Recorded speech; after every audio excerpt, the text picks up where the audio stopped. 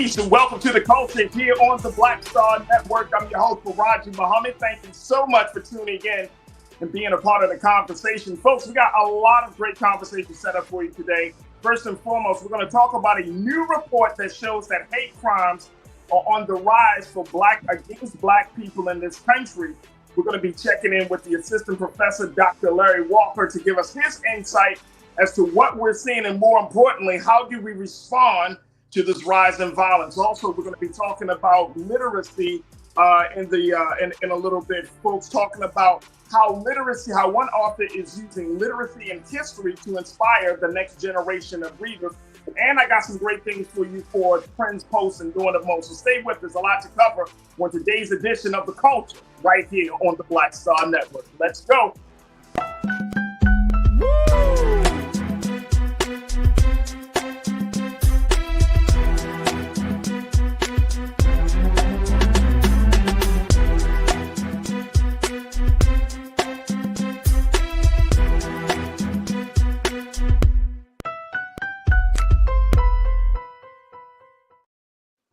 Folks, welcome to the culture here on the Black Star Network. I'm your host, Farajii.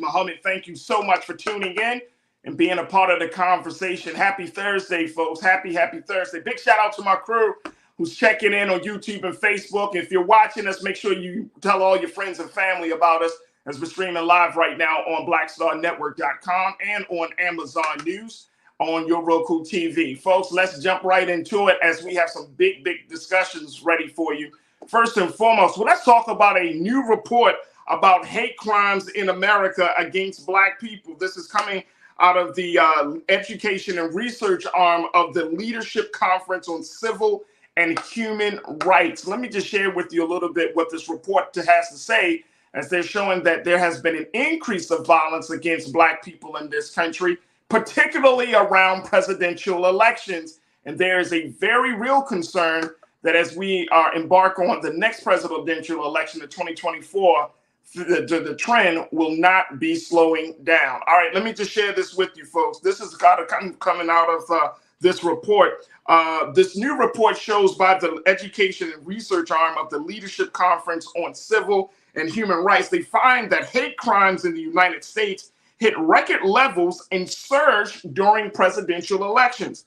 Now, analyzing the most recent available data collected by the FBI and local police departments, the Leadership Conference Education Funds report titled Cause for Concern 2024, The State of Hate, it reveals that hate crimes against racial, ethnic, and marginalized groups skyrocketed in 2021. According to findings in the report, in 2021, anti-Black hate crimes increased by 14%, anti-Hispanics or anti-Latino hate crimes increased by 35%, and anti-Asian hate increased by 168%. Wow. Here's the report, folks. This is the story that's coming out of the GRIO. It is something to see that we are in a country that is supposed to be post-racial, a country that's supposed to be moving on from the very ugly past that this country was founded upon, and that we're supposed to be in a different place. But it doesn't seem to be the case when you're looking at this new report. I want to bring in my brother, who serves as the assistant professor out of the University of Central Florida. We're always happy to talk to my brother, Dr. Larry Walker. Dr. Walker, thank you for joining us here on the Black Star Network on the Culture, brother. How are you this afternoon? I'm good, brother. Thank you for having me. This is an important topic. Absolutely. So what does this, first and foremost, Doc, what do you make of this recent report to say that these hate crimes are really looks like it's across the board, not just for black people, it's for Asians and for Latinos, not against white people in this country, Doc. So what does that mean? What does that say to you? So I guess we can dispel that myth about reverse racism, right? So we can, let's get that. Right. Let's get that out of the way. But listen, I would just say about this report in terms of what it's highlighting. I would say this water is wet. This is consistently what we've seen, since the first enslaved Africans was brought here in Jamestown, Virginia, over 400 years ago. So it's interesting in terms of percentage breakdown by racial ethnic group. You saw obviously Asian Americans in terms of that explosion in terms of what they deal with hate crimes, but that mirrors what we've seen on television and social media the last couple of years. So it's important. You talked about presidential elections, and we have to be crystal clear about the person from the Republican side who was the nominee in 16 and 2020, and that's Donald Trump. So we clearly know from a lot of rhetoric on social media, that's why he was banned from Twitter and various other social media platforms, not only because of disinformation, because of the racial animus he was spewing on a lot of these platforms. And we still see that now with Truth Social and whatever other press releases he puts out. So we have to also make this connection. What I'm trying to say is between white supremacy historically in this country and how minoritized groups are treated. And so once again, this report is really not surprising. And for Black folks, we felt this. We felt that we witnessed these interactions. We've heard these conversations with family members, and people have gotten so bold when it comes to, like I said, spewing a lot of this nonsense. When in the past they would have kept it to themselves. But since 2016 and Donald Trump been open about a lot of this racism, it's really empowered a lot of people, and that's why we're seeing this increase. One of the reasons why we're seeing this increase. So, and I would agree with you. And I think that, Doc, when we're looking at hate crimes, we got to get to the root of it, right? Is it just simply because one person is different from something else? Or is there something, as based on the work that you do, is it something deeper? Is it ideological? Is it political? Is it religious? What do you find to be at the root of this type of action, this type of crime? I think a lot of these issues are this country's refusal to acknowledge its own history. It's that saying, history repeats itself. This is a new phase of Jim Crow. And I think some Americans are beginning to wake up to that. So in terms of ideology, this is consistent with what this country, in terms of bringing the first enslaved Africans here, Jim Crow, and then post, the Reagan era, etc., the Trump era. We're still, as people of African descent, still fighting for our freedom, the ability not to worry about law enforcement, to live where we want to live, to attend schools, not have to worry about our kids being harassed. So this is really all those issues. Obviously, it's ideology. We see it in terms of the ideology. We see how ideology impacts politics, because you got to make that connection. I think also important point is that we have to remember that, like I said, this country has a long history of this, and it's the groups that look like you and I, Black folks, brown folks, who are suffering because of it. Absolutely, and I think that's the other part about it, that it becomes this very interesting intersection between your ideology and your action, and this is probably the I would say part of one of the big core elements of this discussion, that we're really getting into a space where because there is ideology, because there is a political motivation behind these hate crimes, that we're starting to see political violence happening in this country. And I don't think, Dr. Walker, I don't think, dear brother, that this country is really ready to have a conversation, whether you're talking about among Black people, white people, Asian or Latin Americans, or whoever you're talking to. I don't think this country is ready to have a very serious discussion about political violence. That is something that I think that we have seen in other parts of the world, across the waters. We talked about it from everything from the Middle East to what's happening in Africa. But to see that level of violence happening right here on a domestic home front, I don't know if we're ready to have that conversation. It almost will lead you to say, okay, we see it in the Middle East, where you have bombers go into a marketplace and commit suicide, but at the same time killing hundreds of people. Are we at that place? Are we getting to that place in this country? Is that the concern that we should be having? Yeah, well, political violence in this country is real. Political racial violence, certainly in terms of racial violence. I could talk about here in the state of Florida, the Coy massacre, which happened over 100 years ago. That was political violence. We can look at what happened during the civil rights movement to prevent Black people from voting, grandfather clauses, etc. We could talk about the Red Summer of 1919, in which white folks went into Black communities and killed men, women, and children. This country has also, when we talk about political violence, also against its white people. JFK, Abraham Lincoln. I think when we talk about political violence, we forget not only how it's impacted, specifically Black folks, but in terms of the violence we saw inflicted on, white political leaders. I could talk about Medgar Evers. So I think I agree with you that, I don't think folks are really ready to have this conversation. And the reason why is this country has a tendency consistently to turn away from its own history. And so what we see in terms of the political violence we saw in January 6th, et cetera, we've seen an escalation of the issues that have occurred over the last several decades. And if we're not careful, as we get closer and closer to the election, we're more likely to see more political violence. Folks, we're going to take a quick pause. When we come forward, I want to get your take on this as we were checking in with my brother, Dr. Larry Walker, out of the University of Central Florida, to talk about the new report that has come out, the report from the Leadership Conference on Civil and Human Rights discussing hate crimes in America, how there has been an increase in hate crimes, especially around presidential elections. What's your take on this, folks? Are you concerned? And if you're not concerned, or if you are concerned, rather, how should we move forward in handling this? Join us in the conversation. Post your thoughts on Facebook and on YouTube as we're streaming there. And of course, stay tuned. We got more discussion about this very, very serious topic right here on The Culture on the Black Star Network.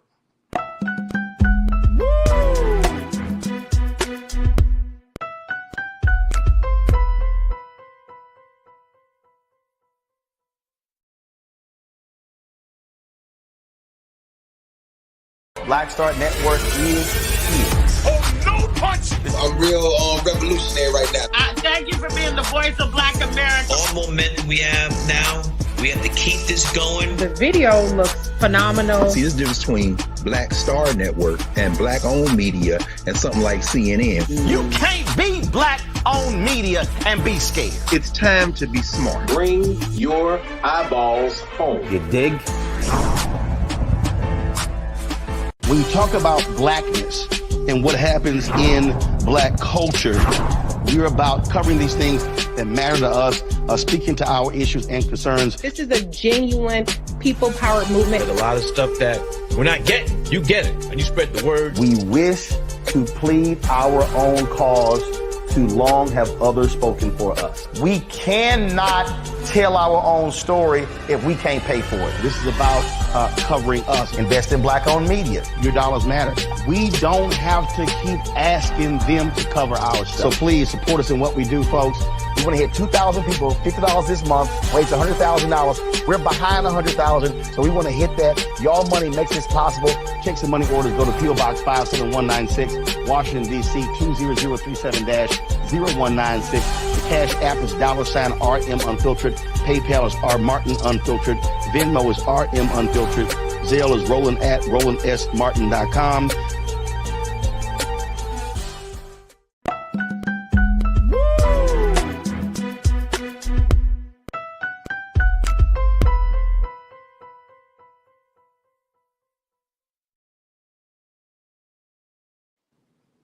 All right, folks, welcome back to the conversation here on the Culture on the Black Star Network. We've been talking about a new report that has come out from the Leadership Conference on Civil and Human Rights. This is a report about the rise of hate crimes in America, especially during presidential elections. And this report has shown, folks, that hate crimes have gone up across the board for various marginalized communities, including the Latino community, but especially among Asian Americans and Black folks. And folks, this stuff is happening during an election season. And as you know, the 2024 election is just around the corner. And so we're asking the question of what should we expect over this next year and a half as the election gets closer, especially with the fact that former President Donald Trump has decided to run again. Donald Trump being one of the key people that have initiated or ignited this movement of political violence that we're seeing, particularly from white males. What can we expect going into 2024? We've been having a conversation with Dr. Larry Walker, assistant professor out of the University of Central Florida. And of course, I want to have the conversation with you, crew.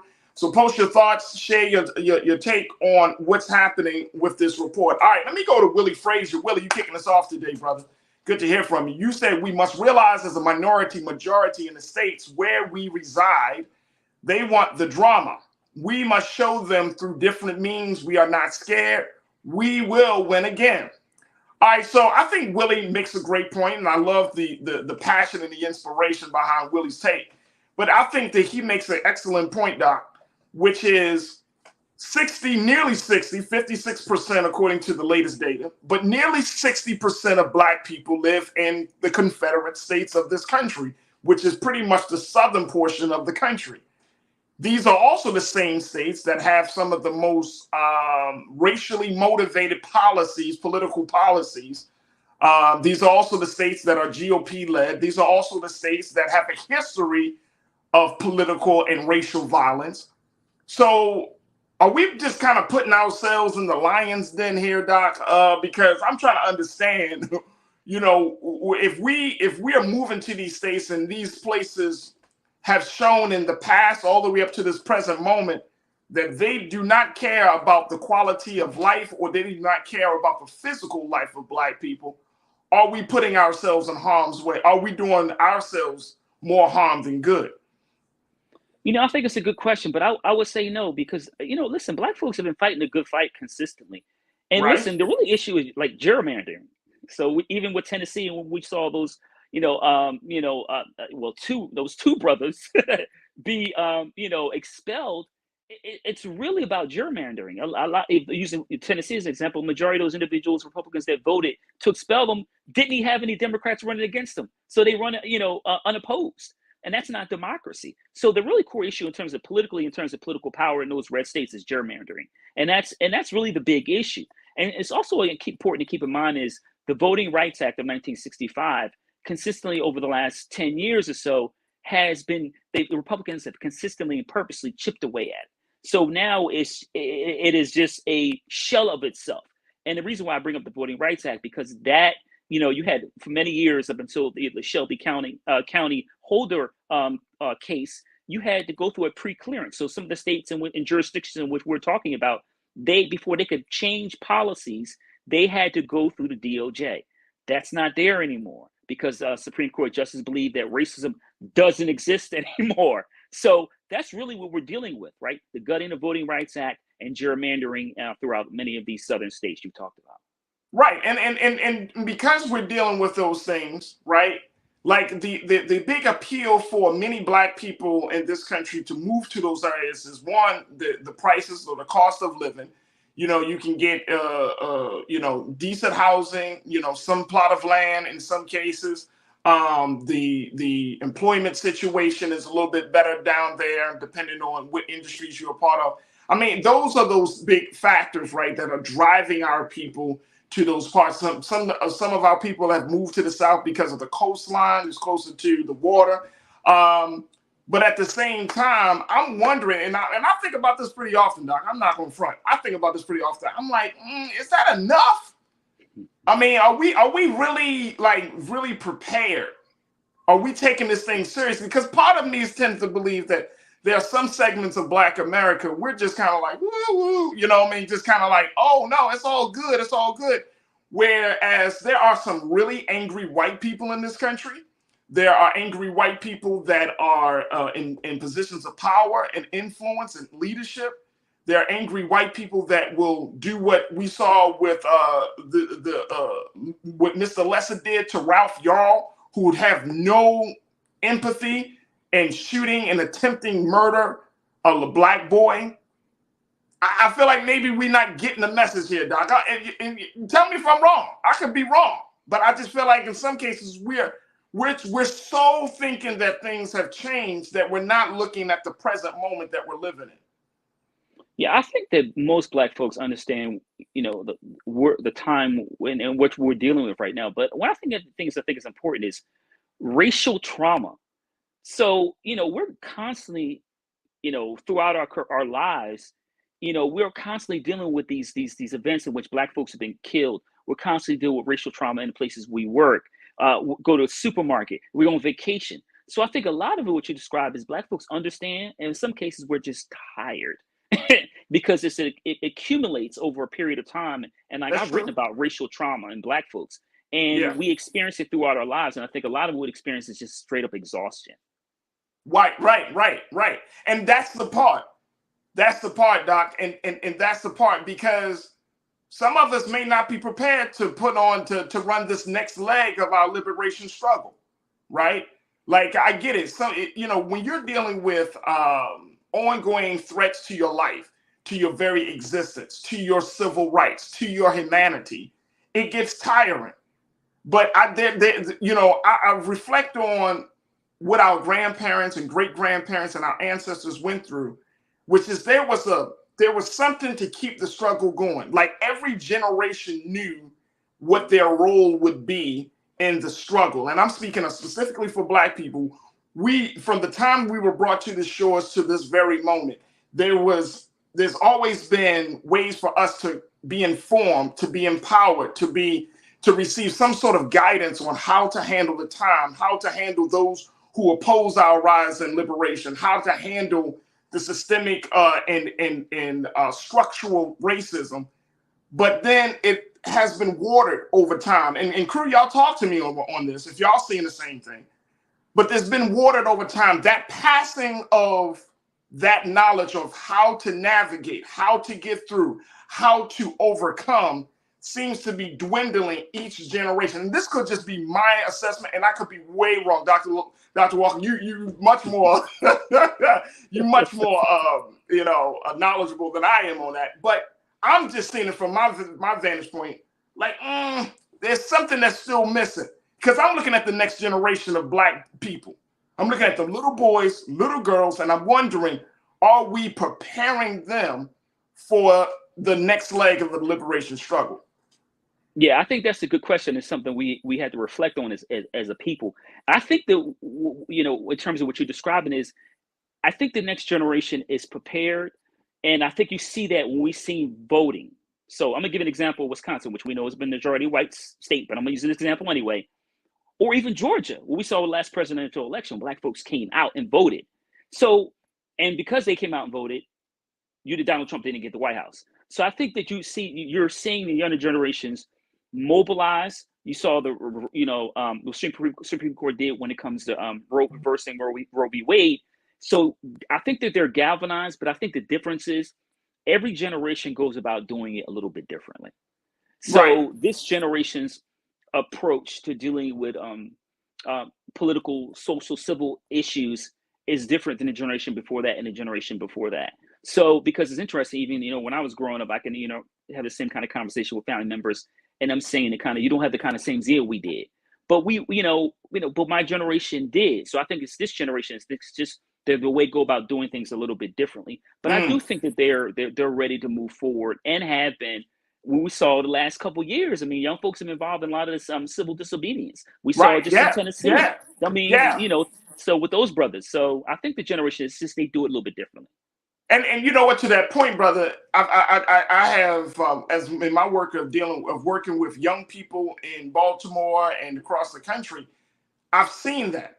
But also in my work with those young leaders, when I talk to them and ask them, okay, has your family been involved in the movement? Have they been involved in the struggle? And guess what? They say no. Oh, no, my family, this is like, nah, man, they never really got into activism like that. They never got involved in movement work. And it's like, wow. So we all also looking at first generation liberation workers, liberation warriors, right? At the same time, like, even though we have been exposed to some of the most brilliant examples of freedom fighters, from Dr. King to Malcolm X to whoever you want to pick in the past 50 to 60 years of this country, there's still I'm talking about this current generation right now, the young people, college age students, 20-year-olds and some 30-year-olds, they're like first generation freedom fighters. And it's interesting that they have come to this work not because of their family, but because of the culture. They become to this work because of the music. They come to this work because they are just simply tired. Like it's like the tiredness that their parents had spilled over to them, but because they have this level of fearlessness, they're like, you know what, bump it. I'm going out in the streets, man. I can't even live. I can't just go along to get along. And I'm seeing that. I'm seeing that, Doc, with a lot of young people. Look, MJ checked in and said, look, I agree, Farajii. Too many Black and brown people underestimate the seriousness and depth of those white folks' anger, hate, and willingness to act out against us. We're talking about that. We're seeing that right now. You know, yesterday we talked to Dr. Walker about the Oklahoma audio leaks. And I got an update on that. But the fact that you have some public officials who will go on record and say, yeah, I wish I could just wrangle up a black person and rope and take a damn rope. I mean, this is in 2023. It's like nothing has changed in some cases. And I'm wondering if we really understand that the seriousness that some white people and the hatred runs so deep in this country that they're willing to even put themselves out there and to even say it. I wish I can get a damn rope to hang them up. I wish I can find a hole to shoot a reporter and kill him. I mean, these are public officials. So the culture is shifting towards, once again, this level of hatred, a deep-seated hatred among black folks. Doc, you got the final word before we take our next pause. Listen, man, what you heard on that videotape is taking place in boardrooms, universities, everywhere. People, even neighbors, you know, people we think that you even talk to or share a cup of coffee with. That's really how they feel. And what you see, you know how we know that? Because we see that Donald Trump almost won the election in 2020 after winning in 2016, after bumbling, things for 4 years. So I think that highlights an example of there are a lot of folks that we don't think like that actually do. Absolutely. Firewall of facts. You say black people have only lived in America the last 55 years with no law on the books, making them a second-class citizen. 1968, Loving versus Virginia ended the last law based on skin color to present. You also say that black people have only been U.S. citizens for 155 of that 247 years, 1868, 14th Amendment to present. Previously, they were enslaved Africans who were considered property. We still can't even get certain things off the books. In some states, to Firewall of Facts point, to some states, there are states that in this country right now that don't even recognize the full humanity. Hell, the country still doesn't recognize the full humanity of black people. We act as if the Constitution has completely been amended to say 5/5 of a human being. It still says 3/5 of a human being. We haven't talked about it. It would take moving a mountain to change it, which I understand politically that it shouldn't. It is what it is, but it's still on the books. And when you're talking about people who are like, oh, I am a constitutionalist, I am a person that goes word for word with the Constitution, I question that. I question when somebody tells me I'm word for word for every law that's in the book, whether it's for the country or for a state. I question that because now I'm thinking, yeah, well, that means that you're going along with racism at this point.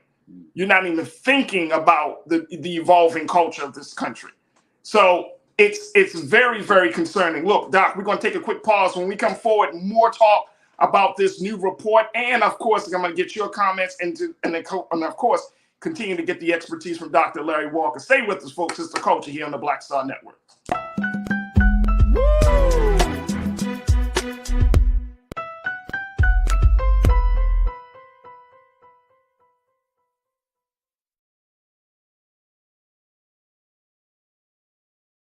Hatred on the streets, a horrific scene, a white nationalist rally that descended into deadly violence.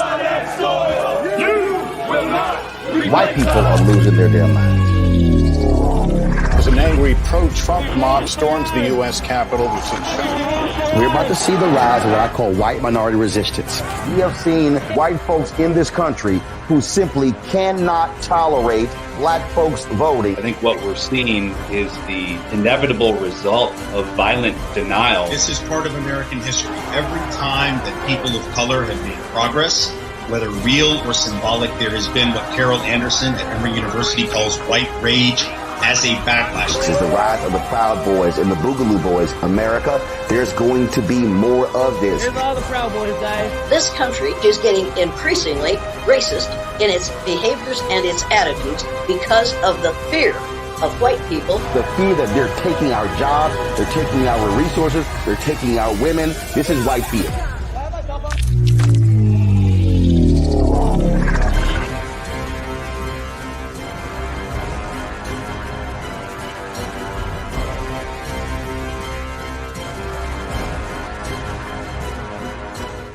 Black Star Network is here.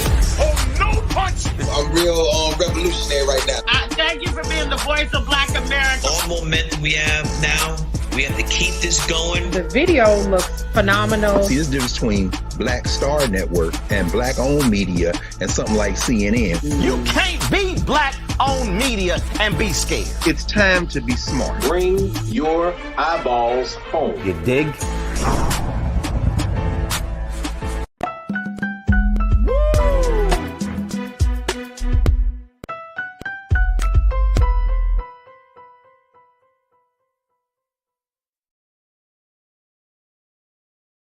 All right, folks, welcome back to the show. We've been talking about a new report that's come out from the Leadership Conference on Human Rights and the Leadership Conference on Civil and Human Rights, talking about the rise and increase of hate crimes in America, especially during presidential election.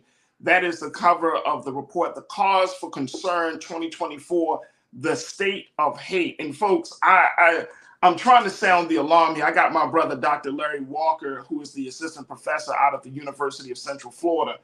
We're sounding the alarm here that there is something that we need to take a look at. This is part of the problem as to why we're not seeing the progress that we need to be made. There are active efforts, and I think, Dr. Walker, you would agree with me, there are active efforts and forces in this country that's preventing the rise of Black people. And I'm going to go as far as to say it's not just about the ballot box. It's not just about the vote. The sister that the Leadership Conference president, Miss Maya Wiley, she talked about this report. She's the CEO of the Leadership Conference Education Fund. She talks about this report. And she said, quote, let's put the second quote on the screen, please, Keenan. She said, it would be wrong to not take this data and recognize that we have to assume it will increase again in this election cycle, and that we have the opportunity to get out ahead of it, to prepare for it, and to reduce it. Now, I agree with her. Dr. Walker, how do we start that process? How do we not just talk about it, but truly prepare for it, and prepare for it in a way that we can reduce it?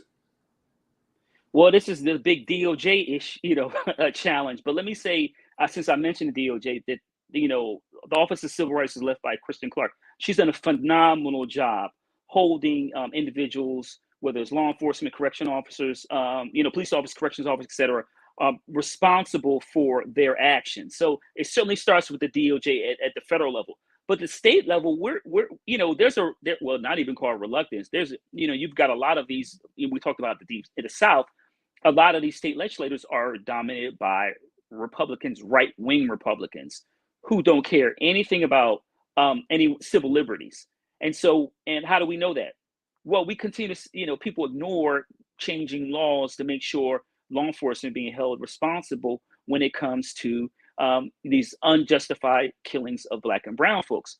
I might also add, in terms of caring about violence per se against minoritized groups, and also how states are ignoring that, is they refuse to do anything about these gun laws, because we know disproportionately that Black communities are hurt or impacted by these loose gun laws. Just in the state of, for instance, state of Florida, the governor just recently signed within the last week and a half a permitless bill when it comes to guns that will take effect July 1st. A permitless bill for guns? Wait a minute, let me just hold on, wait a minute. In the state of Florida, you heard me right. Ron DeSantis signs a bill that you can have a gun without a permit? Starting July 1st. And then you know why you didn't hear about it? Because he did it very quietly. And like late at night, he signed the bill just before midnight, about a week and a half ago. So the reason why he was silent is because law enforcement doesn't want the bill. They don't want a bill. If you're a cop, why would you want people riding around who don't have a permit and have guns in the car? But he signed it. So it takes effect July 1st of this year. So that means that you can be in possession of a gun, don't need a permit, in a state that Stand Your Ground law originated and was born from. Yeah, and that's code red for Black folks. Code red, brother. And then you got permitless, because you don't know who's carrying. So I'm driving my car, I'm getting some gas, and you got a problem with my car. Maybe you got a problem with the way I look, or maybe a problem with me, my very existence. And all you have to do is walk up to me. And look, I'm from Philly, so I'm I lived in Baltimore and DC also. Right. So forget the terminal degree stuff, right? So right. If you come up to me and say something, my first response is going to be to come back and say, hey, listen, is everything okay? But when you have these stand your ground laws and these loose gun laws, I have to be reflective now as a black man to make sure if someone it comes to me and is aggressive, that I'm really going to be very careful. Because once again, I don't want to end up on a poster, and I don't certainly want to have you on my show talking about, remember from, Dr. Walker used to be on this show. He was a victim of some, white supremacists. I don't want that to happen. I have a family.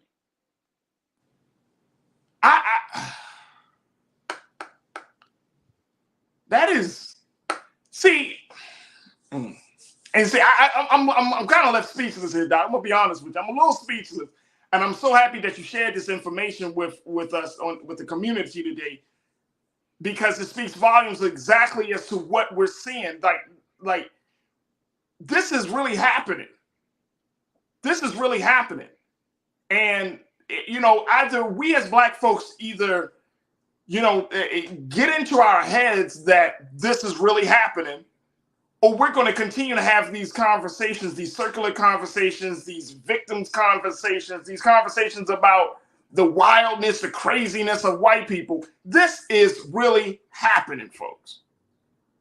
Absolutely. And if a man like a Ron DeSantis, who some would say is leading the cultural revolution in this country from Florida, not from Washington, not from California, but from Florida, is shaping what the agenda should look like for the angry white male. Yeah, it's crazy, man. You know what I'm saying? Like, this is getting to a place where it's like, see, and this leads to my next question, because this leads to my next point, brother. And I'm so happy again that you brought this up, because I know for me, I didn't hear about this, and I'm sure that some of our folks, our crew members, didn't hear about this. The National Urban League, they put out a report earlier this week, talked about democracy in peril. I'm sure you know about it. And it talked about social issues like banning books, that's a threat to democracy. Banning Black history is a threat. They talked about climate change and some of these other things, but not much on violence outside of the violence in our neighborhoods. But I'm talking about this level of violence, structural, where it comes from the governor's hands, or political violence that we saw on January the 6th. It wasn't as much on that level of violence. And now, if we're opening up the conversation to that should be, this political violence against Black people and Black people interests should be one of the top things. Because my sister Maya Wiley, she pointed us out in her statements about this report that we're talking about. She said, organized hate. Let me just make sure I got my sister's view correctly. She said, organized hate is a threat to democracy. And I'm going to go as far as to say, I understand my sister from saying that. She said, no, organized hate is trying to wage war on our democracy. Organized hate is waging war on our lives. Like, if we keep putting this situation in a political context, a political space where it's like, oh no, we got to get certain people into office. No. It ain't about getting certain people into office, because I don't give a damn about an office if the governor is allowing people to carry guns. Like you said, as a Black man, you're not thinking about your degrees. You're not thinking about your political commentary. You're thinking about your life. So organized hate is trying to wage war on our lives. And I'm saying organized hate, if it comes down from the governor's office, that means it is essentially going to be empowered and emboldened for white men, white women, or those who have hatred in their hearts for anybody outside that is different from them. It's going to embolden them to take acts. And guess what? Those acts will not suffer the consequences. They won't feel the full brunt of justice against them, especially in a state like Florida. Doc, help me here, brother. Help me. I'm trying to make sense of it all. I'm trying to process it. Listen, you navigating it as we have this, like you said, we have these conversations is really important. But I got to tell you, man, when I describe Florida as the right-wing capital of the United States. Right. Because it is creating a template that other conservative right-wing states are adopting. Texas, Idaho, etc. You see DeSantis, whatever right-wing policy, higher education, anti-gay bills, whatever it is, it's been replicated throughout the United States. And so we're in a new era of reconstruction, basically. And listen, I know we have Black folks at very powerful federal, state level, various state levels, and powerful positions, and few in corporate America and education, etc. But we're in it right now because, and I first of all, we talk about the study you just highlighted. That study is consistent with the DOJ has described in terms of the statistics they put out in terms of hate crimes. And to his credit, President Biden has talked about this a lot. VP Harris has talked about it a lot. We saw her in Tennessee. Was it last week before last? So to credit to the administration and talking about it, and DOJ taking steps, like I said, through the Office of Civil Rights. But it's really important that the folks who are watching this and share with other people, Black folks, that this is not going to stop, because a lot of these states, like Florida and Tennessee, have super majorities at the state level. So they're going to keep passing this kind of legislation that really feed this centuries-long hate of Black folks. And so we're going to have to continue to fight. There is no let up, and we're in this together. But we got to make sure, like you would talk about the new generations, that they have the necessary skills to fight this war. Absolutely. We got to take a quick pause. When we come forward, more conversation as we talk about the state of hate, the big report that has been released, and more importantly, talking about the impact that it has on Black folks, how we're going to respond. Stay with us, folks. The conversation continues here on the Culture on the Black Star Network.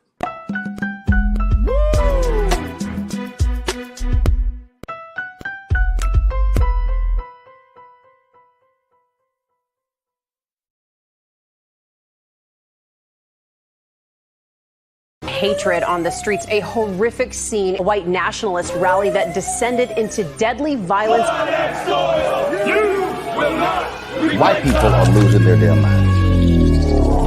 As an angry pro-Trump mob storms the U.S. Capitol, we're about to see the rise of what I call white minority resistance. We have seen white folks in this country who simply cannot tolerate Black folks voting. I think what we're seeing is the inevitable result of violent denial. This is part of American history. Every time that people of color have made progress, whether real or symbolic, there has been what Carol Anderson at Emory University calls white rage as a backlash. This is the rise of the Proud Boys and the Boogaloo Boys. America, there's going to be more of this. Here's all the Proud Boys, guys. This country is getting increasingly racist in its behaviors and its attitudes because of the fear of white people. The fear that they're taking our jobs, they're taking our resources, they're taking our women. This is white fear.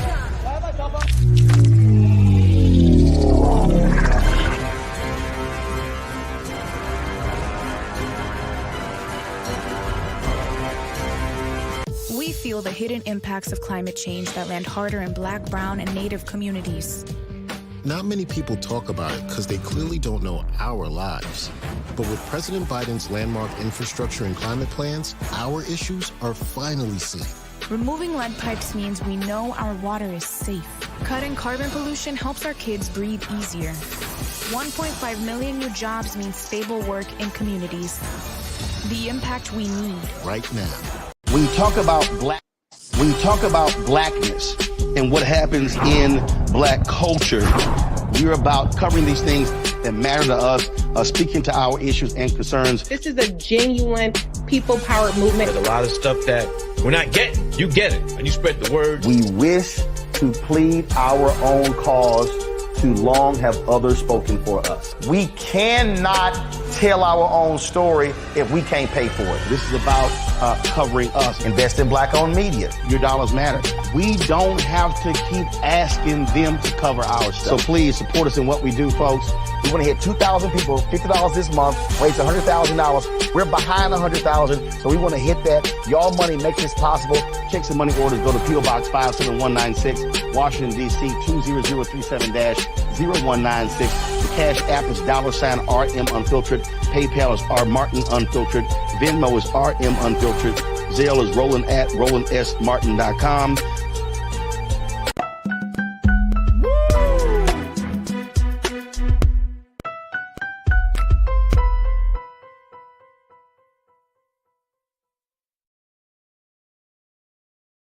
All right, folks, welcome back to the show.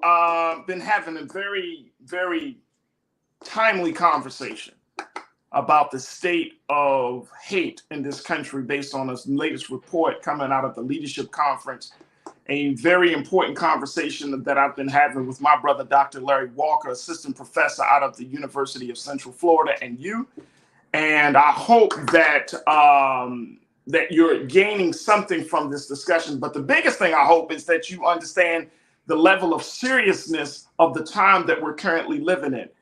Johnny Davis, you checked in, bro. You said most groups don't think about democracy. They think about themselves. It's not always done violently, but it's a different type of violence, which is subtle but effective.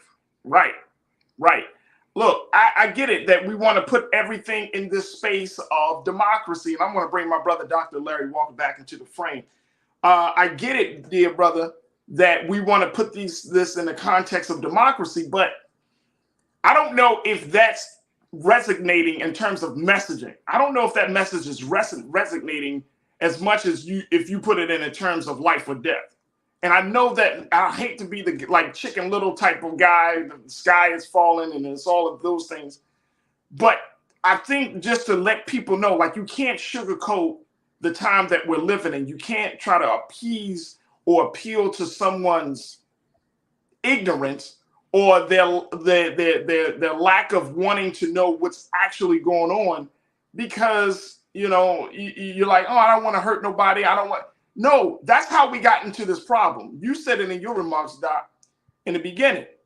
America has not yet fully accepted and confronted its past. It's not accepting and confronting its present. And therefore, how can we say we're going to have a just, equitable, and progressive future if we can't, if we jumped over we went from A to F and missed everything in between? So let me give an example, kind of what we're talking about, you know, especially democracy. If January 6th happened here in the United States, if that happened anywhere else, what would the United States' reaction have been?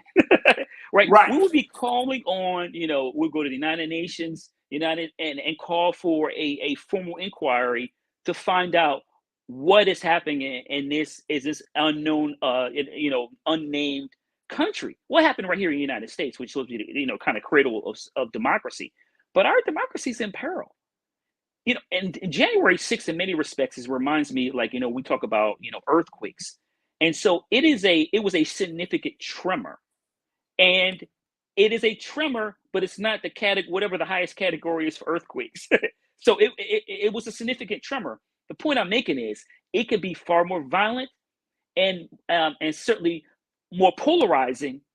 And in terms of the impact it has on our society and our democracy, can be far more significant if don't pay attention. And once again, I'll give credit for DOJ for prosecuting many of those individuals who were involved in the insurrection. They should continue to prosecute them as they name them, identify and name them.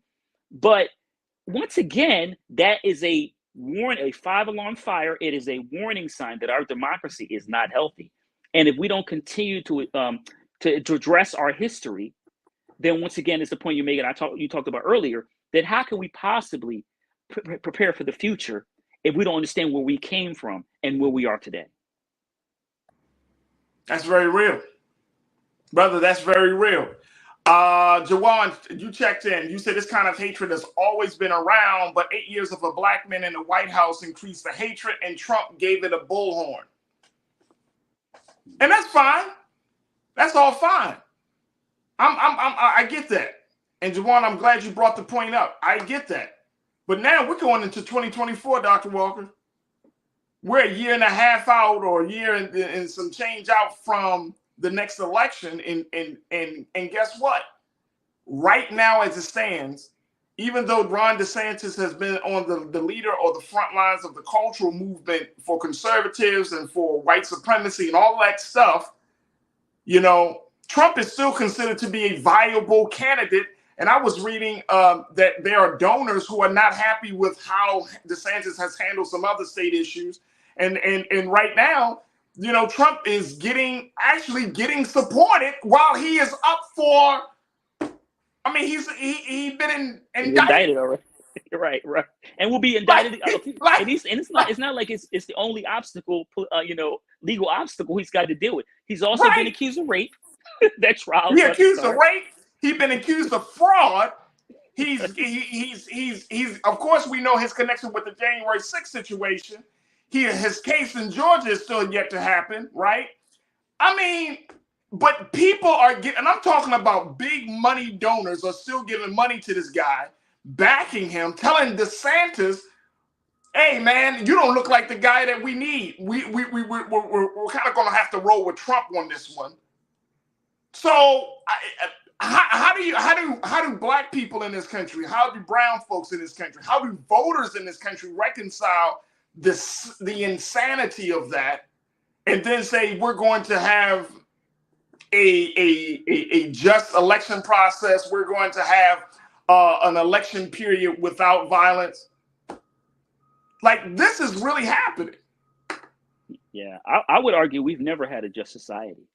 You talk about the history. Voting Rights Act was passed in '65. I mentioned earlier, in '68 we had the Fair Housing Act. Those signed by LBJ considered the Great Society programs. But if you use '65 as a marker, you could highlight that was the end of de jure segregation. So when people talk about racism in the country, that's 50, 60 years ago. You can argue that black folks have only had less than 60 years or so to overcome centuries of obstacles. So in terms of where we are right now, you talk about DeSantis. You're right. A lot of articles in New York Times, et cetera, are suggesting that donors are pulling back because he's to the right of his own donors, which is crazy in itself, and certainly is benefiting Trump. But either one of these individuals, whoever gets the nomination, is a threat to democracy. And so, I think it's going to be Donald Trump because, DeSantis hasn't been announced yet and his poll numbers are plummeting. So I think that, you're going to find that Donald Trump will be the nominee, but he's probably going to, by then, he's probably, like you said, the special counsel, Georgia, was happening in the state attorney in Georgia. He's going to have been indicted and probably had multiple, court cases, already in the legal system. I got to laugh from crying, brother, because I cannot believe it. This dude can get through all of this stuff and people are still putting money on him. And that speaks volumes about where we are in this country. And people get mad. If I even make the hint, Dr. Walker, hey man, if Trump is on the ballot, y'all gonna vote? Can we have a very serious conversation? Because some people are like, well, if he gets back in, look at the state of this country. Look, it's not like that we haven't been voting. It's not like we haven't been involved in our communities. I'm talking about black folk. It's not like we haven't appealed to the DOJ for justice. It's not like we have haven't done all of these steps that everybody has been saying, well, maybe y'all should try this. Maybe you should try that. Maybe you should do this. But the one thing that we have not fully done is remove ourselves from the process. That's the one thing that we have not done en masse. Yes, there's a segment of our people that's done it. There's another segment here, but I'm saying en masse. The one big thing that we have not done, and I see some of y'all quoting the Bible, talking about the Hebrews and God and everything, but the one thing that God said is what? Come out of her, my people. The one thing we have not fully done is removed ourselves from the process. We don't know what the future may look like with that. And I understand there's fear with that. But have we not tried other things? And what have they garnered as a result of our attempt? I know, Doc. I know. Listen, I think this conversation, why your show is so important, that's why I applaud you and appreciate you. It's really important for us to have these convos and put it out there in your platform and have this ongoing dialogue. But as I said earlier, our democracy is in peril, and it's going to impact black folks the most. And if we don't continue to be serious about forcing people to change, we're always going to deal with these issues. And look, to your point about people voting, black folks voting, listen, the Biden administration and the Trump administration will be dramatically different. And I hope folks, when we saw the 4 years of Trump and how he handled COVID and bumbled a bunch of other foreign affairs issues, that we would be in a far worse situation if we hadn't, if Joe Biden hadn't won the election. It's that simple. Right. I agree. I'm not going to disagree, but something has to be done. Whether you're talking about, trying to reduce hate crimes in this country, or whether we're talking about trying to find our way through this political madness that we're in, especially with our relationship as a community with various states where we reside down in the South and in other parts of the country, we have to find a way to gain some power, because right now we're going to continue to become victims at every stop, locally, statewide, and on a federal level. Dr. Larry Walker, Assistant Professor, University of Central Florida, my brother, it has been such an honor to chat with you today. I certainly would love to bring you back on, but I truly, truly appreciate your expertise and your insight this afternoon. Thanks for having me, brother. Appreciate you. Absolutely. All right, folks, man, oh man, a lot to digest there. Folks, we got to take a quick pause. When we come back, let's talk about youth literacy and how one author is using her power to write to inspire the next generation of readers with literacy and history. Stay with us. That discussion is up next here on The Culture on the Black Star Network.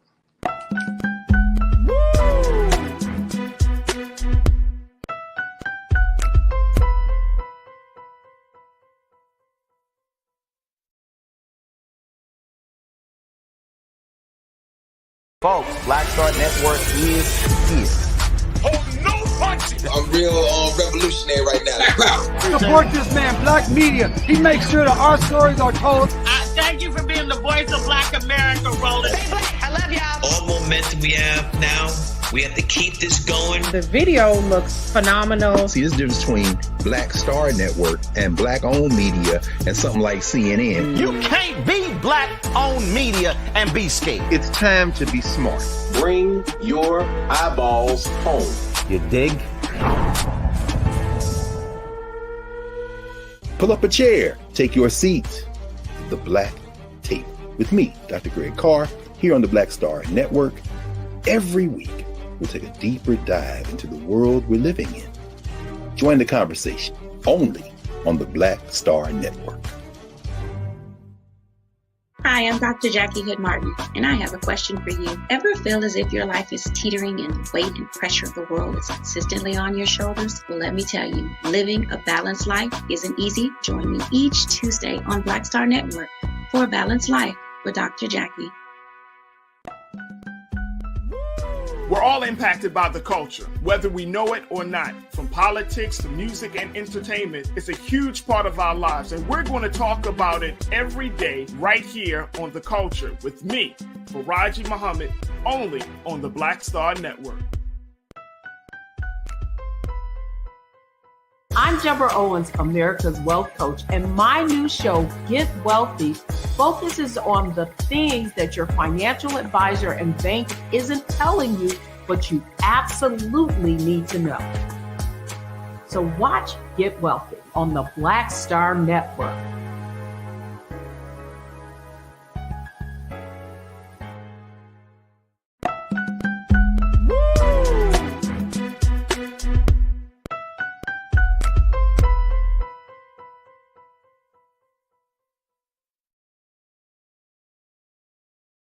All right, folks, welcome back to The Culture here on the Black Star Network. Thank you so much for tuning in to the conversation. Make sure that you're doing your part to support us here at Black Star Network. Go to the website at blackstarnetwork.com. And more importantly, continue to share the information and let people know we are rocking and rolling with this digital media platform. All right, I want to have another conversation. We're going to switch gears a little bit because that was such a enlightening discussion that we just had with Dr. Larry Walker, and I truly appreciate my brother for checking in. But I wanted to have a conversation about literacy and history, how one author is doing her part to inspire the next generation of readers about the work that she's doing, And we want to welcome to the airwaves of the Black Star Network and to the culture, Miss Melissa Parks. Melissa, thank you so much for joining us this afternoon. How are you feeling this afternoon? I'm great. Thank you so much. And it's such a pleasure to be here.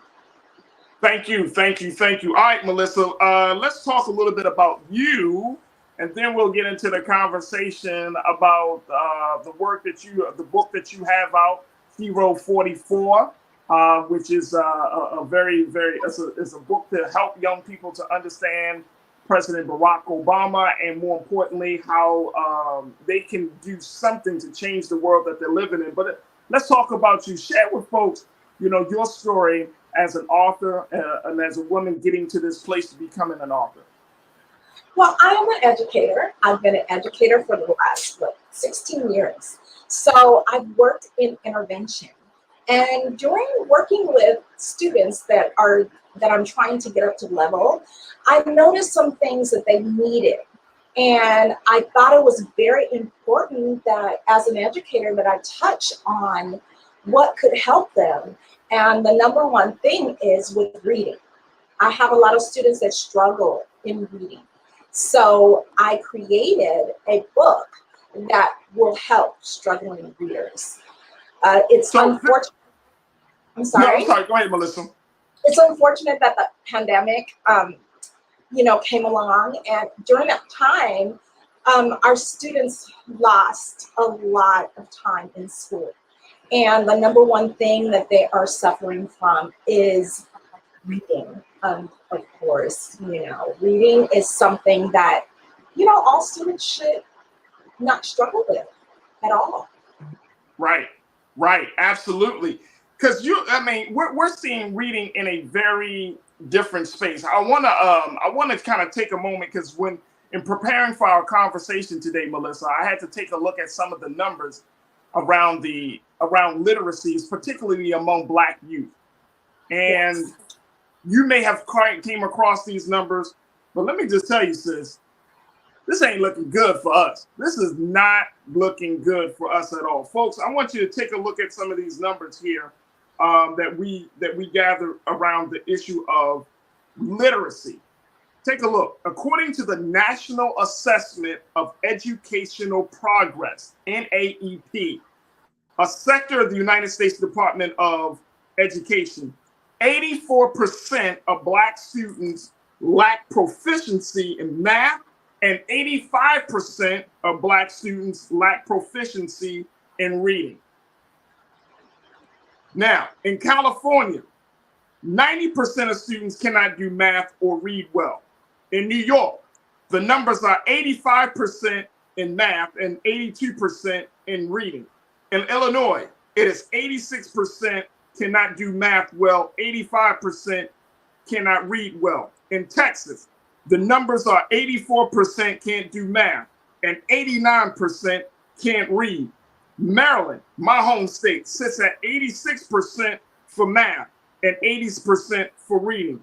The state of South Carolina, 90% for math and 87% for reading. In Georgia, the numbers are 86% and 82%.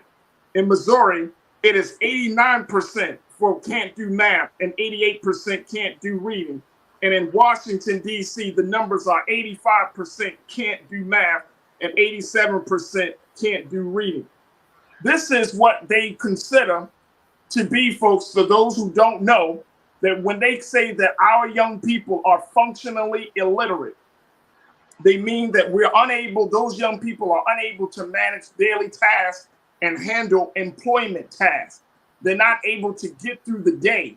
They're not able to handle the responsibilities of becoming grown adults.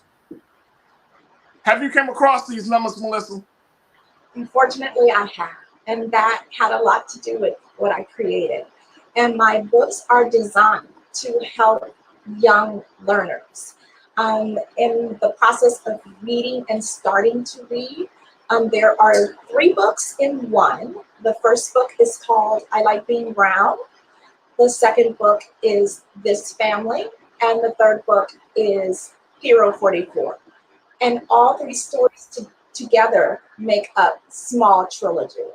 And if you read my trilogy for 3 months consecutively, your reading level can progress up a level. So the I Like Being Brown is the preschool book, and This Family is the kinder book, and Hero 44 is the first grade book. So if you read my book consecutively for 3 months, you can improve your reading level. And I mean, that's the thing. Because when we're finding out, Melissa, that we are at an 80% plus in terms of reading level, that we can't do math, we're functionally illiterate. Look, man. I don't think it's, and I hate to be a conspiracy theorist, but when you see these numbers, it almost makes you want to ask the question, is this by design? That in some of the states where we are the highest population, that our children can't read proficiently. Is this by design? Do you feel that way as an author, as an educator? Do you feel like, you know what? This is a little bit like the patterns are popping up too much for Black children, that Black children are not doing well in this area or that area, this subject matter and that subject matter.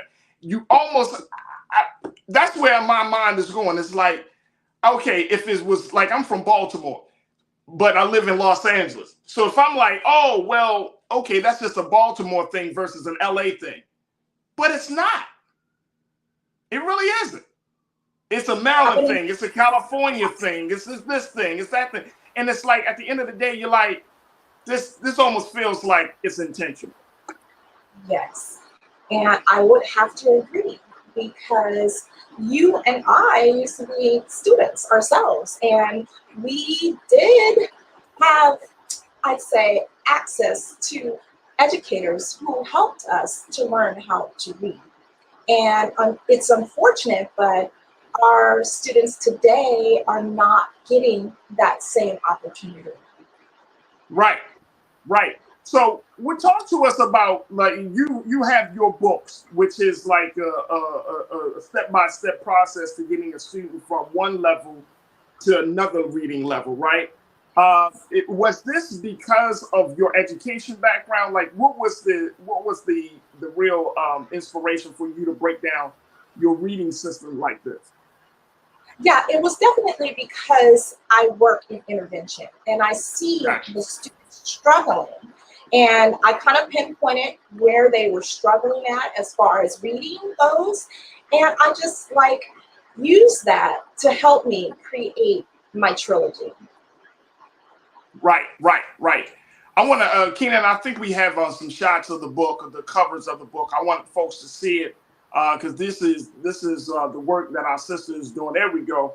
Boom. I Like Being Brown by Melissa Parks is an opportunity, and it's a resource that folks can definitely use to get their child to a reading level. Look, I know we got to take a quick pause. Melissa, when we come back, I want to get your take on how we value literacy in the Black community, right? You're from Carson, California, based upon your bio. You know, you understand that in South LA, for example, there are resources that there, and then there's some resources that are not there, right? Like in a lot of Black communities across this country. So how do we make sure that we create a space to encourage our children to become proficient readers? And I want to get your take on that. We can talk about it from the community side, and then certainly talk about it from the parental household side. So we'll have that conversation up next. Folks, we want you to join us as I'm checking in with educator and author Melissa Parks. She talks about her book, and more importantly, talking about inspiring youth through literacy and history. Stay with us. It's The Culture right here on the Black Star Network.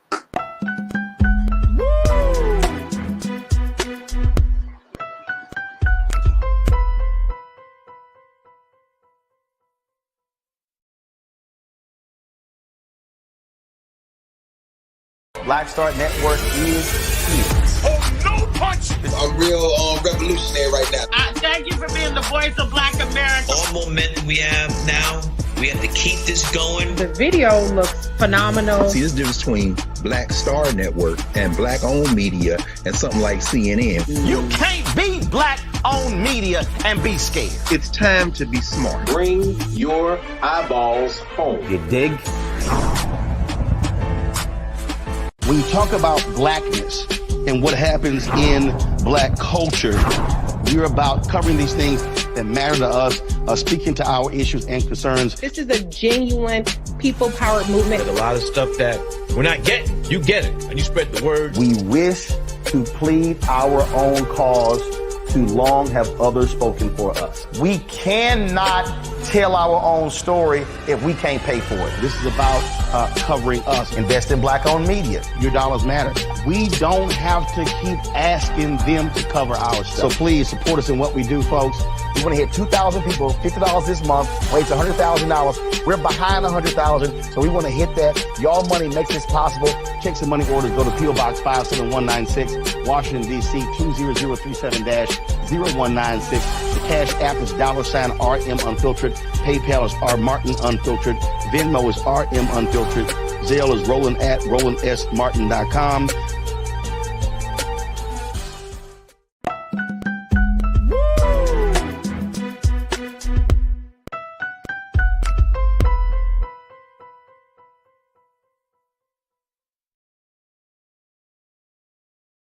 All right, folks, welcome back to The Culture here on the Black Star Network. I'm your host, Farajii Muhammad. We've been checking in with educator and author Melissa Parks as she's been talking to us about her books that she's been putting out to help the next generation of young readers, of young people to be inspired to become proficient readers by using history and other cultural incentives. Melissa, it's always good to see you once again. And I'm glad that we're having this conversation about the importance of literacy.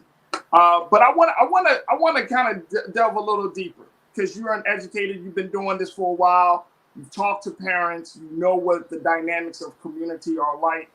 How do we make sure that we do put literacy at the top of the priority list in terms of community values, right? When I was growing up, we had a library. I didn't have to travel to the library. I was always surrounded by books, whether it was at home or whether it was at school, whether it was at my faith, my worship place. Like books and learning and knowledge was always emphasized. That's why I'm an avid reader. So I love reading. I love learning. But I don't know if this is still a value for a lot of people, if this is a value among families, this is a value among communities. What have you seen as an educator and now as an author? Is this still a top priority for folks?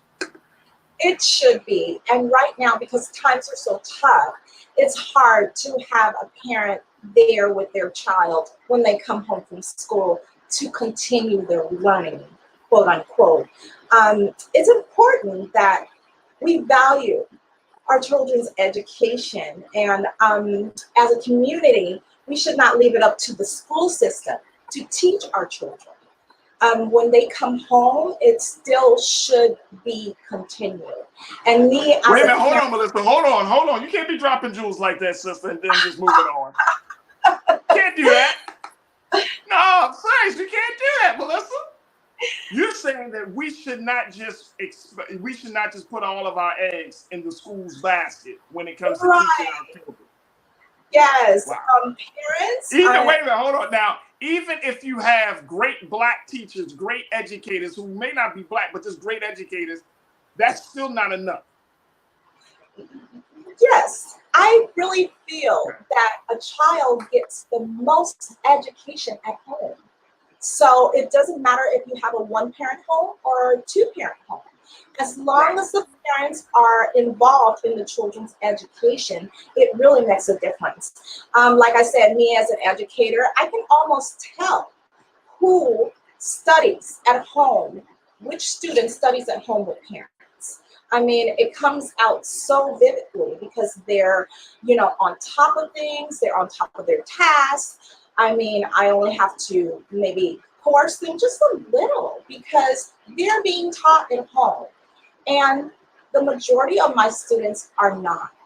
They're not, and it shows. It really does. But I totally get it because this is a hard time for everybody. We have a lot of parents that, like I said, work all the time trying to make ends meet. So it leaves our kids at a disadvantage. So would you recommend, as we're talking about the school system, right? Yes. Do you take the approach that the school system has failed Black youth in the areas of math and reading proficiency? Recently, yes, I do agree with that because I see the numbers. I see the numbers, and it's really, really disheartening to me. But it probably only takes one person to get positivity going, and I really feel like I'm that person. So that's my next venture. I want to start incorporating how it is so important for students to have a connection with their parents and to learn more at home. All right, so then that opens the conversation, Melissa, about whether it would be advantageous for us to keep using our greatest investment, quote unquote, our children. Should we keep putting them into a school system that is not teaching them the basics and getting them truly prepared for life? Definitely, because students need that social interaction with other students. So right. Keeping them away from school wouldn't be a good idea. But what I am an advocate for is for students to continue their learning at home with parents. Number one is because they feel more comfortable in that setting. They know their mom, they know their dad, and just having them read to them, is learning. So if we can emphasize as educators how important this is, maybe we can turn things around. All right, so one of our culture crew members, Melissa, Janice Morris, checked in and said, how can parents who are uneducated teach their children? That's a good one. That's a big one, right? That I have come across. So it's very important, like I said, for parents to have a connection with their child and also with their teachers. Talking to us, letting us know what they think their student needs is very important as well. So if they need extra support that they're not getting at home, please feel free to talk to us and let us know what we can do as educators to help you at that point.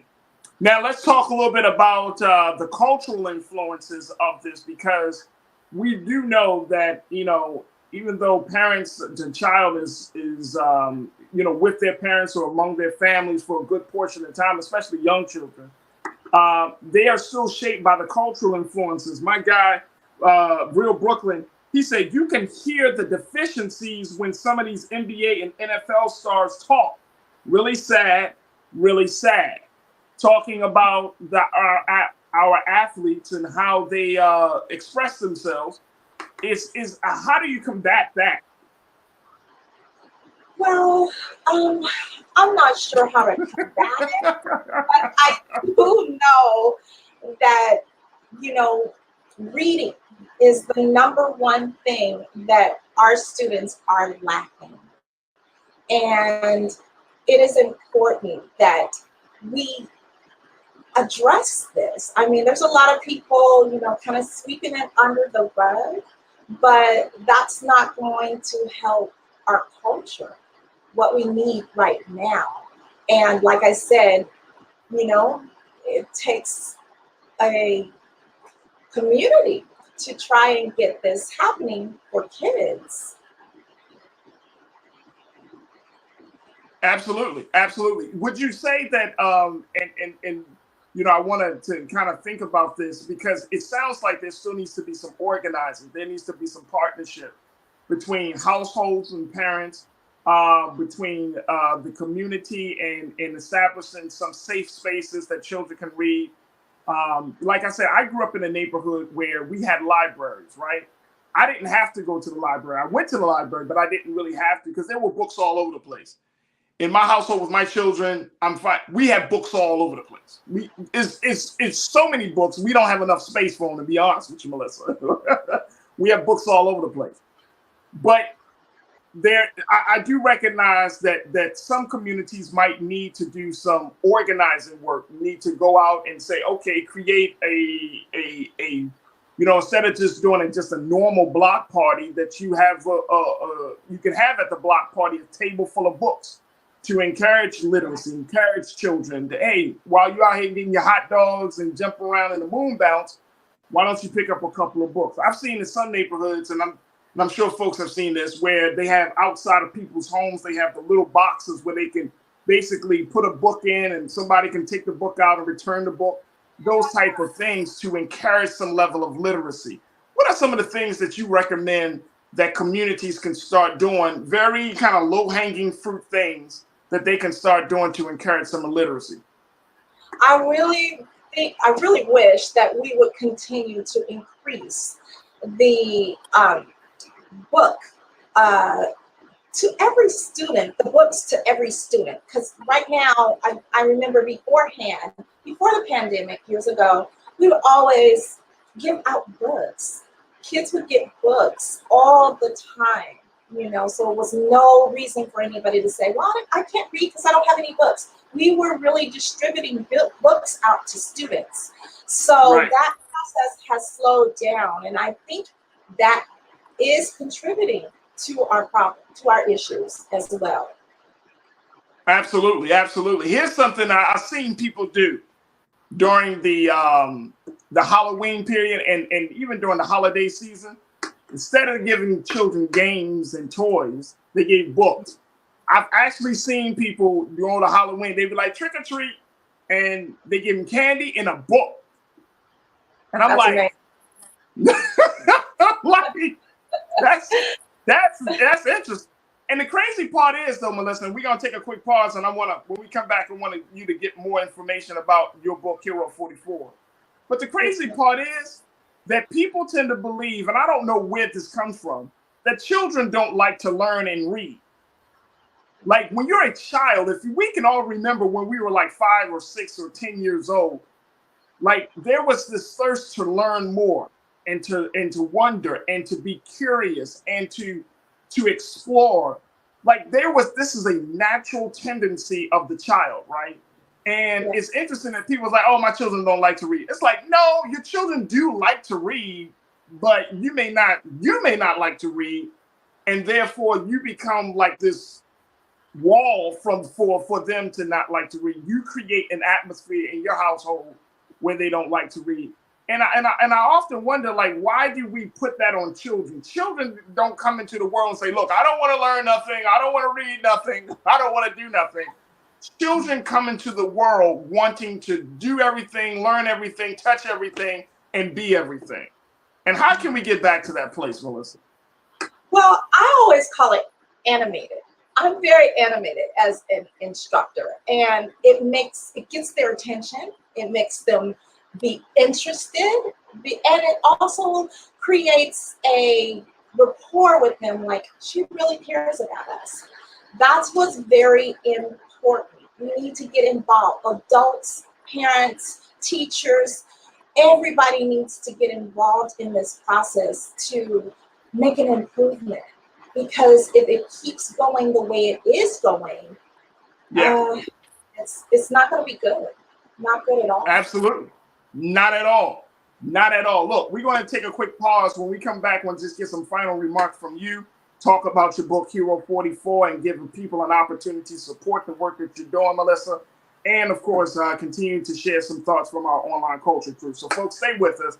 It's The Culture here on the Black Star Network.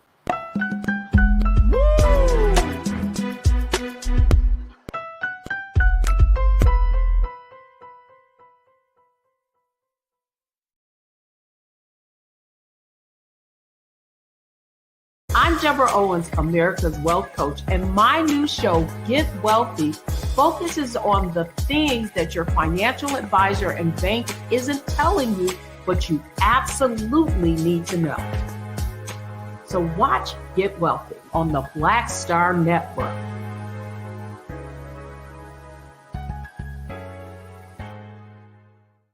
Black Star Network is here. Oh, no punch! I'm real revolutionary right now. Thank you for being the voice of Black America. All momentum we have now, we have to keep this going. The video looks phenomenal. See, there's a difference between Black Star Network and black-owned media and something like CNN. You can't be black-owned media and be scared. It's time to be smart. Bring your eyeballs home. You dig?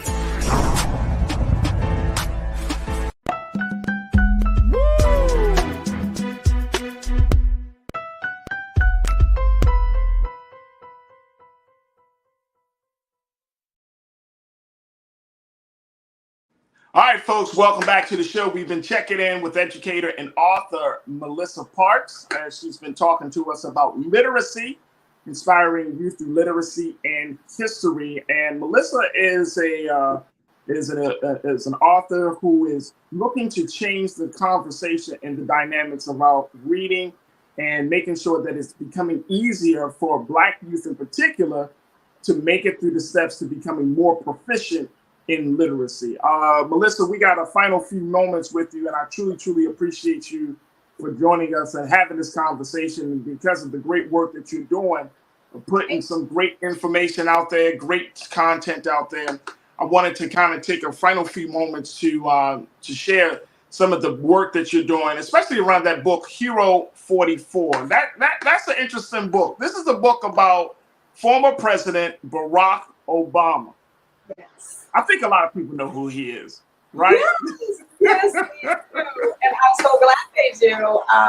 All books are directed toward the Obama family. And I chose to write a book about them because, of course, personally, I'm very, very, I admire them so much, for what they accomplished as a Black couple. And there was a lot that happened behind the scenes at the White House, but we never saw that side. We always saw the positive side. And it takes a lot of humility for that to happen. And I just admire them both for that. And Hero 44 is one of my favorites out of all three books because it definitely, I don't want to be a spoiler if you haven't read the book yet. But it definitely tells us how outstanding our first lady and a president,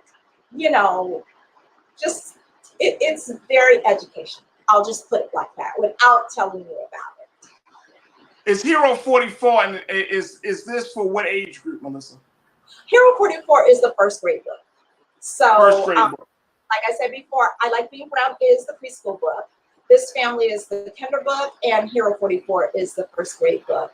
And it just tells you about Obama and how fabulous he is. And, it's educational. It's educational at the same time. You're learning American history while learning to read. So, right. Yeah. Right. It's a definite. And I have to share in your admiration. He's one of the few. If I had to choose like a lot of people that I would love to chat with, it would be President Obama. He's on the list for me as well. So I get it. I totally get it. Actually, it would probably be Michelle. Yeah. How about both of them? I think it would have to be like both of them, right? But they are so. I'm sorry, there are powerful couple that we definitely should teach our little ones about. Yeah, absolutely. When we're talking about this this book and to any other new projects or new resources that you put out there, are you thinking about just what's your thought process? Is it like, okay, I'm going to write a book for first graders, or is there something else that you include in that process? Well, I think it's important that when we're learning about history. And also, we're learning about culture. So I put both of those together to create the trilogy. It's not only for Black and Brown students, it's also for all students. This teaches everyone, that's in preschool. I understand that preschoolers learn from rhyming. So all 3 of my books rhyme, just to get the kids' interest. Because going back to what I said before, you have to be animated. You gotta get those kids' attention for them to be interested in reading in the first place. So my book kind of grasps their attention and they want to, yes. Absolutely, absolutely. One of our online culture crew members, Melissa Nicole Spicer, she said we have to remember that learning extends beyond the classroom. Learning extends beyond the classroom. I agree with Nicole wholeheartedly. How do we do that on a first grade, second grade, in the elementary school level? How do we take that to the next level? We read. We read with our child. If they're not reading to you, you're reading to them. Reading is one of the ways to help your student learn more. A lot of people will possibly disagree with me, but in the years of teaching, I've learned that reading is very important to your learning. Is it, and I'm not trying to put one is better than the other, but is reading more important than math? Or is it just like both are in the same space, they're kind of equal? That's a good question. I really think they're both important because you got to know how much money you have if you go into the store. So it's very important. But what we are really missing in my community is reading. So I really think that it's important for our students to focus on reading and then math, but I'm sure they're both important. Janice Morris checked in. You talked a little bit about culture, saying the importance of, literacy on our culture and understanding that. Janice said we need a Black culture that is competitive in education with other races. And I think to Janice's point, we do, but should we keep that in mind that this is quote unquote a competition? I know that, growing up and even in my high school and college years, people have always kind of emphasized, your skills, the higher your skill levels, the more competitive you can be in the job market, in the marketplace. But is that a good approach for us as we're trying to rear children who feel valuable, who see their humanity, who can see the value of other people? Should we create this kind of competition space when you're talking about just natural human growth and cultivation and development? Well, first of all, our kids need to know who they are. So it's very important for us to incorporate our culture when we're reading or studying or teaching our students. So we shouldn't feel bad about that. But eventually we will, as parents or teachers, we will let the students know while we're teaching them that, it's a, how can I say, it's a rainbow. It's a rainbow of people, right? Right. Not just Black people, it's not just brown people, but it's Caucasian, there's Asian people. And if you are educated, you will know how to incorporate that in your reading and studying with your child. Absolutely. Absolutely. Melissa, it has been a joy and a privilege and pleasure to have this conversation with you. How can people get a copy of Hero 44? How can people learn about the work that you're doing as an author and as an educator and just overall being so good for the culture?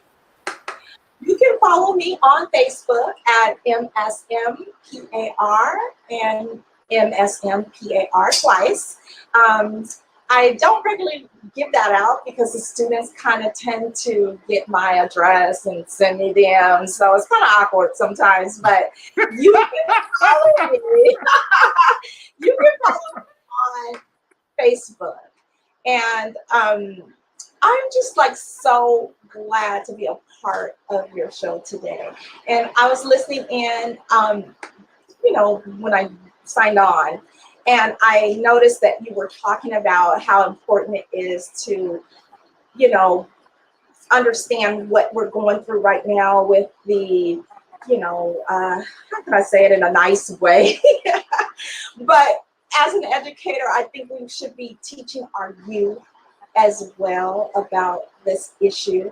And that's another thing I'm going to be focusing on as an educator, to incorporate that emotional, social learning into their life. Huge. Yes. I love it. I'm gonna tell you, I'm a student of studying human behavior and human nature. I love sociology. I'm a student of emotional and social intelligence, the importance of that. That's my son is 9 years old. I tell him, son, you can get great grades, but if you're a terrible human being that's not in tune with who you are and not in tune with other people, it doesn't matter. And I truly, truly believe this, and I know some people may disagree, but I truly believe that we're moving into a space right now, Melissa. This is a whole different conversation. We ain't got enough time for this, but I truly believe that we're moving into a space where if you do not have a high social and emotional intelligence, right, and that you don't have a different consciousness to combat all of the BS that we've been taught over the years, then you're not going to be able to survive.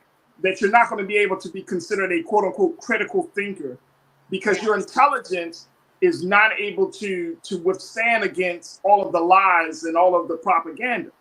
So, social emotional intelligence is high up on the list for me when dealing with my children, because I want you to know what you're feeling, how you're feeling. I want you to know how to articulate that, and more importantly, how to resolve that, to do that level of self-regulation that is so important. If you want to be truly successful in this world, you got to do that. It can't just be on meritocracy by itself. It's got to be on your ability to know how to be a great human being. So I'm telling you, I love this stuff. I'm so proud of you. I love your passion, and I love your show. I appreciate that. Thank you so much. Melissa Parks, who is an educator and author, she hails out of the great city of Carson, California. She's doing the great work of being an educator and being a part of the solution. Folks, make sure y'all follow Melissa on her Facebook page, and most importantly, make sure y'all support her in purchasing her books. There you go. My man Keenan got it right. There she is, right there, Melissa Parks. So make sure y'all support her as she's been doing the great work. And she's being so good for the culture. Thank you, Melissa. We look forward to reconnecting soon. Thank you. Such a pleasure. All right, bye-bye. All right, folks, I got to take a quick pause. When we come back, trends, posts, and doing the most. I got some updates for you, so stay with us. It's the culture here on the Black Star Network.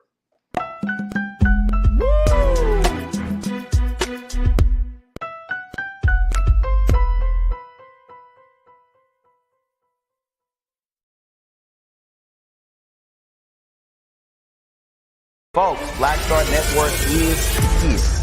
Oh, no punches! I'm real revolutionary right now. Support this man, Black Media. He makes sure that our stories are told. Thank you for being the voice of Black America, Roland. Hey, Black, I love y'all. All momentum we have now, we have to keep this going. The video looks phenomenal. See, this difference between Black Star Network and Black-owned media and something like CNN. You can't be Black-owned media and be scared. It's time to be smart. Bring your eyeballs home. You dig? Pull up a chair. Take your seat. The Black Tape with me, Dr. Greg Carr, here on the Black Star Network. Every week, we'll take a deeper dive into the world we're living in. Join the conversation only on the Black Star Network. We feel the hidden impacts of climate change that land harder in Black, brown, and Native communities. Not many people talk about it because they clearly don't know our lives. But with President Biden's landmark infrastructure and climate plans, our issues are finally seen. Removing lead pipes means we know our water is safe. Cutting carbon pollution helps our kids breathe easier. 1.5 million new jobs means stable work in communities. The impact we need right now.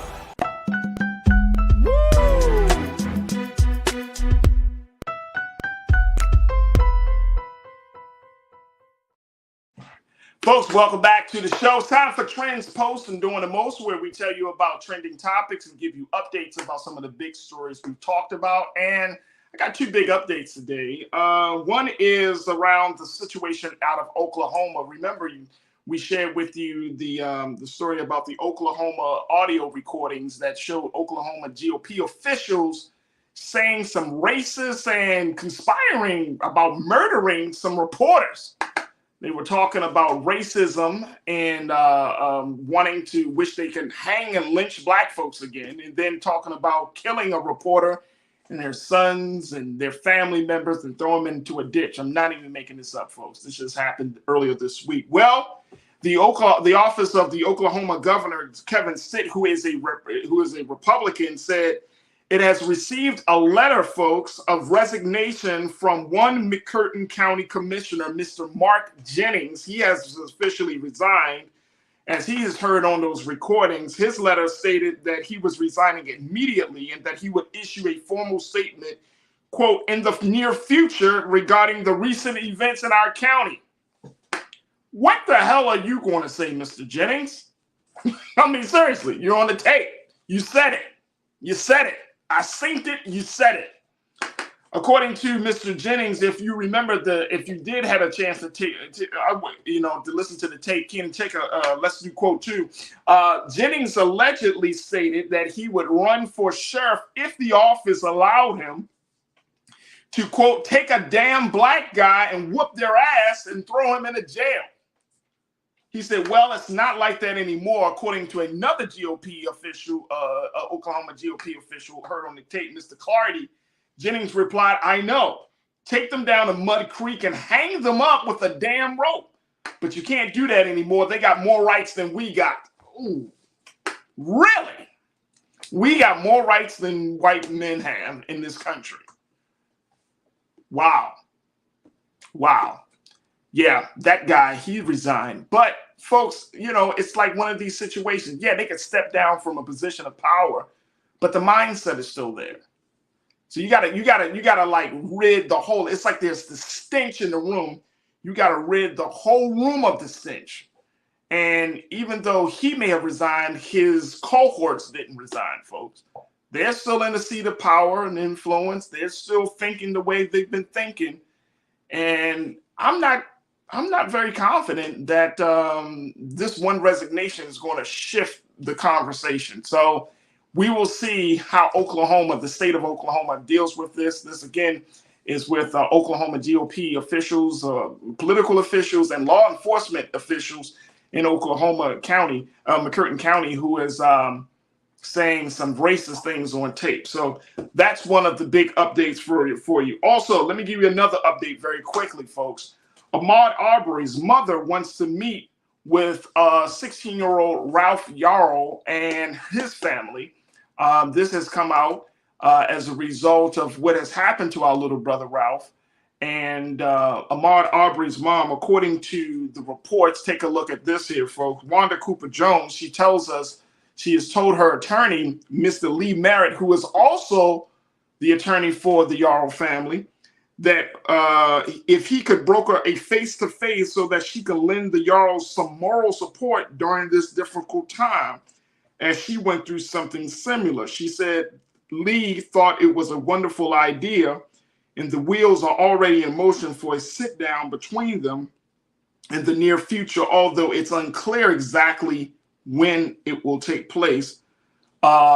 We didn't mention it yesterday, but I'll mention it today, that as a result of that tragic situation that could have been truly fatal, we thank God that he's been with our little brother Ralph in recovery.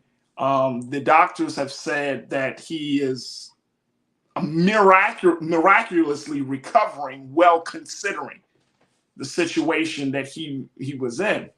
The other part of it is that as a result of that tragedy, the Yarrow family was able to raise $3.2 million.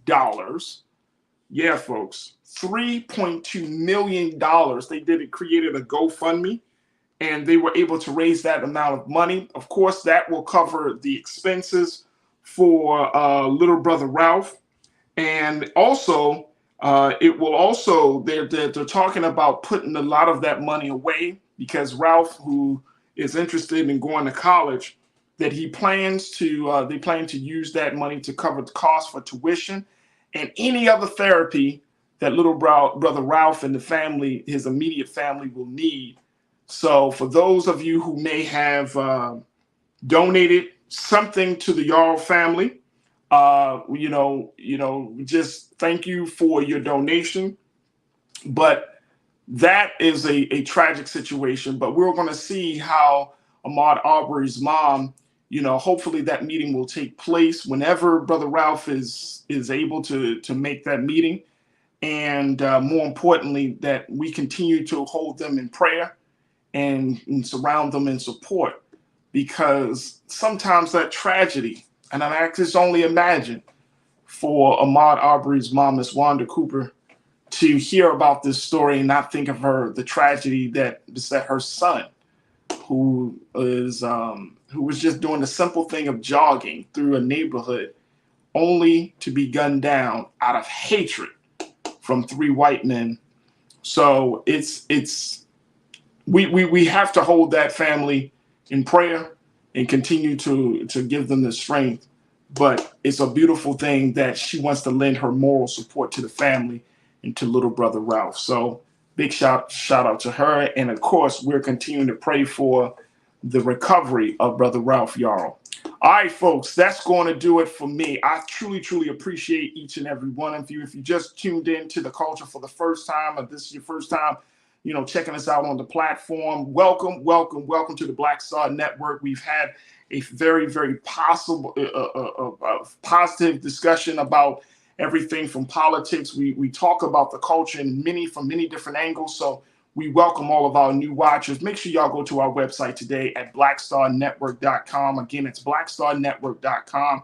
Download the app for free. I downloaded it on my phone. It's very simple. It's very easy. We don't charge you any money, because why? We want you to support us, and we want you to help us to build this platform that Brother Roland has started. So your support we're asking for financial donations, for you to give something as we are building out this digital media space. So again, blackstarnetwork.com. Make sure that you check out all of the great content. We actually were, and I think we've been running some content around, and I saw this earlier today, African American Mayors Association. I think they're convening, so that content is running. We had Reverend William Barber, the Morals Monday movement. We ran some content around them. I mean, all types of stuff is coming on Black Star Network, stuff that you would not see in any other space on mainstream media, any other place, about what's going on in Black America, with Black America, from leaders of Black America. So your support means everything to us here on blackstarnetwork.com. Also, make sure you follow us on all social media platforms at Black Star Network as well, on Twitter, Facebook, and Instagram. And while you're there, make sure you follow me, yours truly, Farajii Muhammad. I love to connect with you. Hit me up on my Twitter page. Hit me up on my Instagram page. Big shout out to my crew, man. Y'all keep me in the loop about a lot of things that are happening. Little videos that y'all be sending me. Say, Farajii, you heard about this? Y'all retweet my little tweets and everything. So I just can't thank y'all enough, crew, for the ongoing support for what we do here on The Culture each and every day, Monday through Friday. So thank you. All right, folks, stay tuned. Up next is Roland Martin Unfiltered. As always, never be afraid to challenge what's wrong. Stand for what's right while being yourself in the process. God willing, we'll have another fantastic dynamic show for you again tomorrow. And we look forward to connecting with you soon. So thank you so much for tuning in to The Culture right here on the Black Star Network and, of course, on Amazon News. Looking forward to chatting with you tomorrow. Peace.